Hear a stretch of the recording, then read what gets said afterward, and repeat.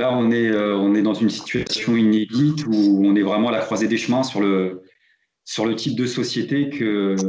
qu'on va immanquablement être amené à construire ou à détruire. Mais il y aura pas de reconstitution à l'identique de l'ordre économique tel qu'il existait, tel qu'on l'a connu, et qui s'est développé avec des hauts et des bas sur des générations entières. C'est-à-dire que même du point de vue de l'oligarchie capitaliste, l'idée de revenir à avant, même empire, c'est une idée illusoire. Même l'idée de revenir à avant-hier ou à avant-avant-hier, c'est une idée illusoire parce que ils ont une bombe à retardement entre les mains. On a une crise économique inédite qui sera plus forte que celle de 2008, qui sera plus forte même que celle de 1929, qui était déjà une crise économique mondiale, mais qui était étalée dans le temps et qui n'était pas simultanée.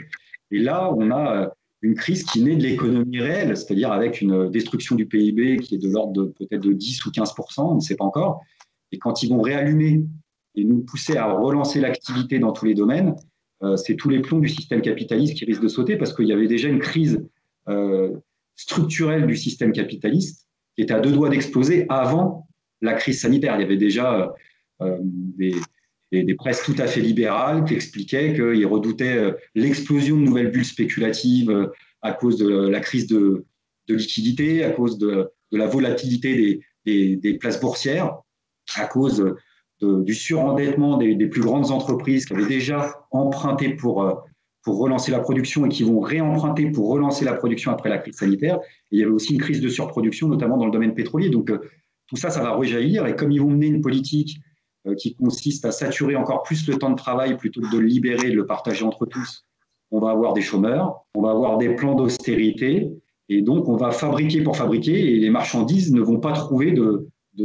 débouchés. Et ça va accentuer la crise de surproduction. Et donc, ça, c'est un obstacle inédit pour le développement du système capitaliste. Ce qui ne veut pas dire que les capitalistes vont lâcher la manette comme ça. Ils peuvent même inventer un système d'exploitation encore plus brutal.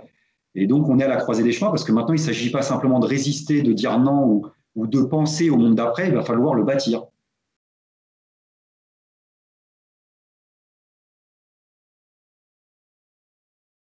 Si on prend le meilleur de ce qui figure dans ce programme comme dans d'autres références historiques, oui. Mais je crois pas que je crois il faut se préserver, chercher à faire des copier-coller en pensant qu'on peut, comme ça, adapter à la situation immédiate ce programme-là, mais je dirais la même chose des autres programmes de manière plus générale. Donc, faut chercher à prendre dans la continuité historique les éléments qui nous permettraient de faire face à la crise telle qu'elle est aujourd'hui, en se tenant à distance des impasses ou des limites qui peuvent figurer dans tel ou tel programme. Donc moi, ce qui me parle à travers le temps dans ce programme-là, c'est d'abord l'expression d'un rapport de force entre les classes sociales, c'est-à-dire qu'on ne peut pas comprendre les acquis sociaux du CNR si on ne comprend pas qu'à ce moment-là, le rapport de force en faveur de la classe ouvrière, des travailleurs, des exploités, des opprimés était haut niveau par rapport à un patronat qui avait été complètement discrédité, notamment par sa politique de collaboration pendant la Seconde Guerre mondiale, et puis parce qu'on avait à la sortie de la guerre des troupes de maquisards armés qui avaient bien des projets révolutionnaires en tête. Donc, sur la base d'un rapport de force comme celui-ci, on peut en effet espérer ce que moi, je garde comme d'une brûlante actualité dans le programme du CNR, c'est-à-dire tout ce qui a attrait à la sécurité sociale et qui sera mis ensuite en place sous Ambroise Croizat, c'est-à-dire l'idée qu'on a mis en place un fonds solidaire et collectif, pas sur la base de la fiscalité et de l'impôt, et donc de l'État, mais sur la base de notre propre salaire, que des cotisations sociales faisaient partie de notre revenu à part entière, se résumaient pas simplement à la part nette, celle qu'elle est dans notre poche à la fin de chaque mois, mais qu'il y avait une partie socialisée qui nous permettait de mettre dans une caisse commune qui profiterait à tous et toutes en cas d'accident dans la vie, que ce soit des problèmes de maladie, des problèmes des questions de retraite, des questions de chômage, etc., etc. Et ce qui est d'autant plus intéressant dans le projet de la sécurité sociale tel qu'il a été conçu, c'est précisément l'idée que ce fonds-là était géré par les cotisants et les assurés eux-mêmes. par un système d'élection qui a tenu jusqu'en 67, jusqu'aux ordonnances de De Gaulle. Il y avait des élections qui faisaient que les assurés envoyaient leurs représentants dans les différentes branches de la sécurité sociale, que donc du coup la part employeur était ultra minoritaire parce qu'elle est ultra minoritaire dans la société. Et à partir de 67, on va avoir un système qui va être dévoyé avec le paritarisme, avec la bureaucratisation rampante du système de sécurité sociale, mais on pourrait renouer avec ce fil invisible du projet fondateur de la sécurité sociale en rétablissant des élections régulières, avec un système de révocabilité des élus et avec la possibilité du coup de gérer ces sommes qui sont colossales aujourd'hui, puisque le budget de la protection sociale il est supérieur de 50% à celui de l'État. Et ce n'est pas un hasard si les différents gouvernements libéraux de droite comme de gauche ont toujours cherché à soumettre ces sommes-là à la loi de l'offre et la demande, parce que derrière, il y a des groupes capitalistiques et des assureurs notamment qui pensent que c'est de l'argent qui dort. Donc renouer avec le socle de ce qui pourrait préfigurer d'une société totalement différente et qui couvre pourtant dans les flancs du vieux monde dans lequel on vit encore. Et ça, c'est la possibilité de passer du monde d'aujourd'hui au monde d'après, et qui pourrait être un espèce de mur porteur d'une société à la fois solidaire, avec un bouclier de santé publique et sanitaire, mais qui soit en même temps autogéré. Donc ça, je crois que c'est une part à actualiser et qui est prometteuse. Et puis, il y aurait d'autres choses à revisiter probablement en se posant des questions, même d'un point de vue critique. Reprendre la propriété, par exemple, des secteurs clés de l'économie, c'est pas simplement les nationaliser. Parce qu'on a vu à quel point les nationalisations étatiques, elles pouvaient aussi se résumer malheureusement au fait de remplacer un patron privé par un patron public. On veut de nouvelles formes d'appropriation et de nouvelles formes de propriété publique qui permettent aux salariés d'avoir un droit de regard et un droit de contrôle sur la comptabilité, sur ce qui est produit, et même aux usagers de pouvoir le faire.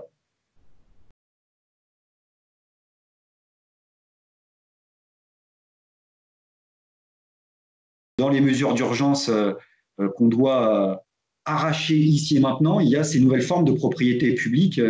dont on a cruellement besoin dans le domaine de la santé, de l'industrie pharmaceutique, des différents laboratoires, en les réquisitionnant pour que toutes ces productions nous reviennent au titre de ce qu'elles sont, c'est-à-dire au titre d'une production d'utilité publique. Et là, je crois qu'on a aussi à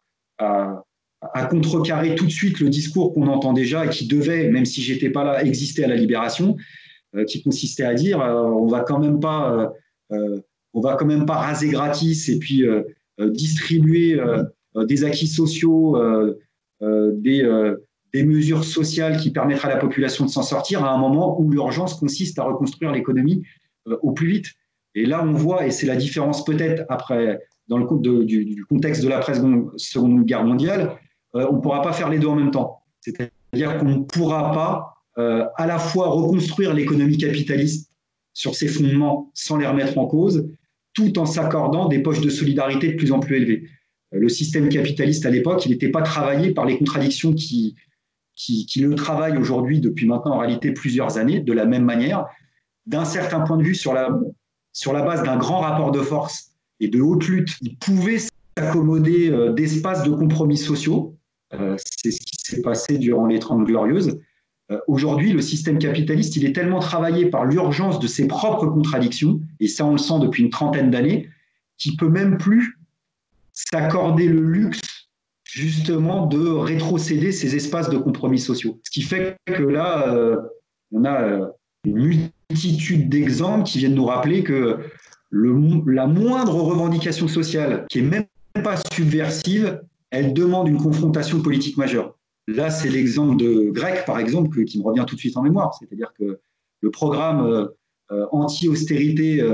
de Tsipras à l'époque, c'était même pas la révolution, c'était vraiment quelques mesures immédiates. Et on a vu à quel point il y a une confrontation politique immédiate avec les institutions européennes, avec les banques européennes, y compris avec les banques françaises, parce que le système capitaliste peut plus se permettre justement ce type d'accord qui se fait jamais de bonne grâce, qui s'est jamais fait de bonne grâce, mais là, il en va de sa propre survie. Et donc, dans cette confrontation, on va être amené à prendre la main sur des secteurs de la vie collective, qu'elle soit économique ou politique, mais avec une détermination qui devrait être probablement beaucoup plus forte qu'à l'époque. Je pense qu'il ne faut surtout pas s'en remettre aux mains de l'État pour espérer sortir de la crise, parce qu'on a vu à quel point le capitalisme même financier pouvait parfaitement s'accommoder de l'intervention étatique. On a cru pendant longtemps, même dans le mouvement altermondialiste, que l'effet Dracula suffirait, c'est-à-dire qu'il suffisait de projeter la lumière étatique sur l'économie capitaliste pour que la spéculation financière parte en courant. Et on a vu en 2008 à quel point les plus grandes banques se sont tout à fait accommodées du fait que l'État est servi à ce que l'argent public contribue à socialiser les pertes et privatiser les profits avec ces milliards qu'on a donnés sous perfusion aux banques pour leur permettre de s'en sortir. On s'apprête à faire la même chose avec Macron pour les plus grandes entreprises comme Air France. Les nationalisations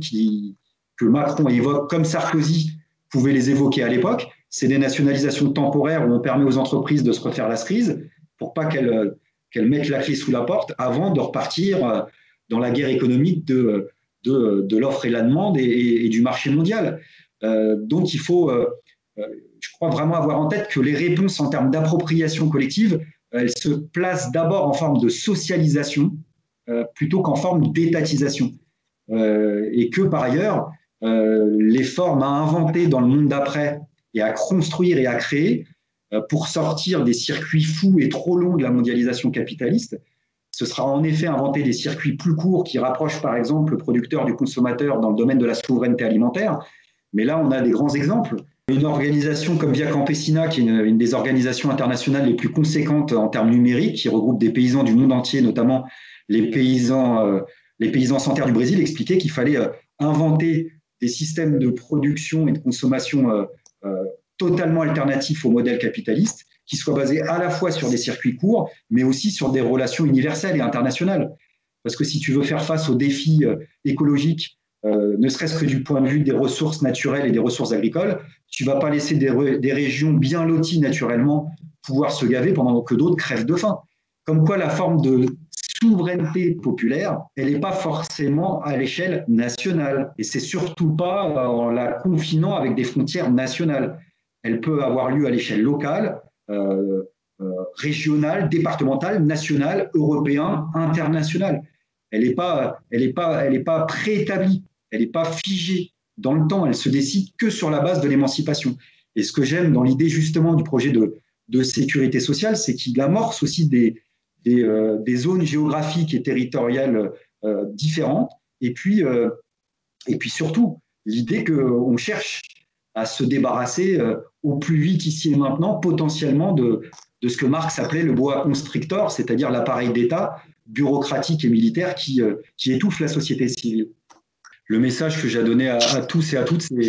c'est de garder foi dans les espérances humaines d'un monde meilleur, que ça fait partie du traitement de cette crise sanitaire qui ne fait que commencer et qui va se doubler d'une crise économique majeure, et qu'il ne faut surtout pas laisser au pouvoir en place la possibilité de s'approprier cette défaite morale qui serait insupportable, qui consisterait à continuer à parler en notre nom, voilà, et à nous tenir à bonne distance des décisions politiques, parce que le confinement, il contribue à nous rendre un petit peu plus encore spectateurs des décisions politiques et de l'arène politique dont on est tenu déjà à bonne distance en temps ordinaire. Et qu'il faut, coûte que coûte, maintenir du lien entre nous et leur montrer qu'on est dans les starting blocks et qu'on va répondre présent à ce défi-là et de garder cette espérance commune. Je crois vraiment à ça, sans se raconter l'histoire. Je pense que c'est important, parce que sinon, c'est une forme de tétanie, une forme de sidération qui est produite par le choc psychologique que produit la crise sanitaire, et un choc psychologique qui peut être parfaitement instrumentalisé par les puissants pour inventer des formes d'exploitation plus brutales. C'est Naomi Klein, l'essayiste, qui l'a développé, notamment sur ce qu'elle appelle, elle, la stratégie du choc. Et c'est vrai qu'on a eu une multitude d'exemples dans le passé récent de gouvernements qui n'ont pas hésité à profiter d'une guerre, d'attentats ou d'une catastrophe environnementale pour avancer encore plus fort.